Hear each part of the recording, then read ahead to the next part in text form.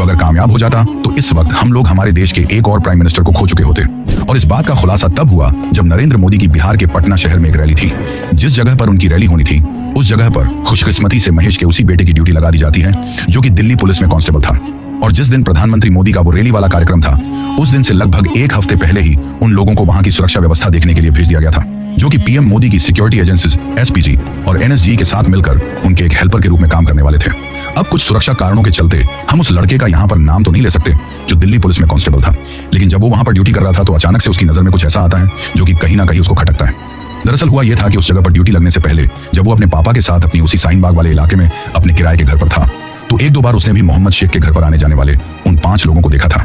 ऐसे में उसे उन 5 लोगों की शक्ल अच्छी तरीके से याद थी। लेकिन फिर जब वो उस ग्राउंड में सुरक्षा व्यवस्था में लगा हुआ था जिस ग्राउंड में मोदी की रैली होने वाली थी, तो रैली होने के लगभग 5 दिन पहले ही उसे उन 5 में से वो एक बूढ़ी औरत वहां पर दिखाई देती है। उस औरत को देखकर वो कांस्टेबल सोचता है कि ये तो वही औरत है जो मोहम्मद शेख के घर पर पिछले कुछ दिनों से दिखाई दे रही थी। अब जब पहले दिन वो उस औरत को वहां पर देखता है तो वो उस बात को इग्नोर कर देता है, लेकिन वो औरत लगातार 3 से 4 दिनों तक उसे उसी ग्राउंड के अगल बगल में भटकती हुई दिखाई देती है। इसके साथ ही वो एक बात और नोटिस करता है कि वो उस ग्राउंड की तरफ काफी गौर से देखती रहती थी, जैसे कि उसकी नजरें हर वक्त किसी न किसी चीज को ऑब्जर्व कर रही हों। अब जब ये चीज हुई तो वो अपने सीनियर ऑफिसर को इस बात के बारे में इन्फॉर्म करता है, जिसके बाद जैसे ही बाकी की सुरक्षा एजेंसियों को इस बात का पता चलता है तो आम पब्लिक में पैनिक क्रिएट ना हो इसके लिए सुरक्षा एजेंसियों के द्वारा सिर्फ ये आर्डर दिए जाते हैं कि रैली वाले दिन अगर वो औरत ग्राउंड के अगल बगल में कहीं पर भी दिखाई देती है तो उसे किसी भी हालत में ग्राउंड के अंदर नहीं घुसने देना है।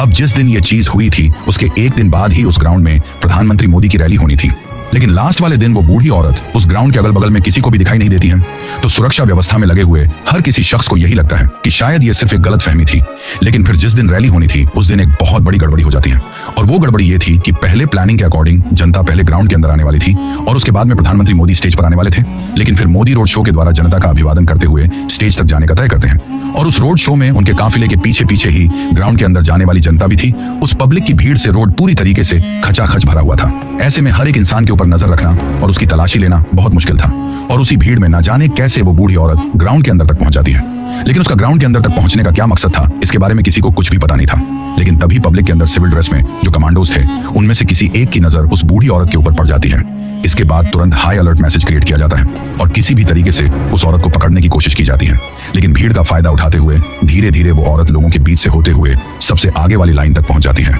और ठीक उसी जगह पर जाकर खड़ी हो जाती है जिस जगह के सामने से होते हुए कुछ ही मिनट में प्रधानमंत्री मोदी गुजरने वाले थे। पर तभी एसपीजी की एक महिला कमांडो के द्वारा उस बूढ़ी औरत का हाथ पकड़कर उसे खींचते हुए साइड में ले जाया जाता है। लेकिन ताज्जुब वाली बात यह थी कि जिस वक्त वो कमांडो उसको साइड में ले जाना चाह रही थी उस वक्त वो बूढ़ी औरत वहां से बिल्कुल भी नहीं हिलती है और जबरदस्ती वहीं पर खड़े रहने की कोशिश करती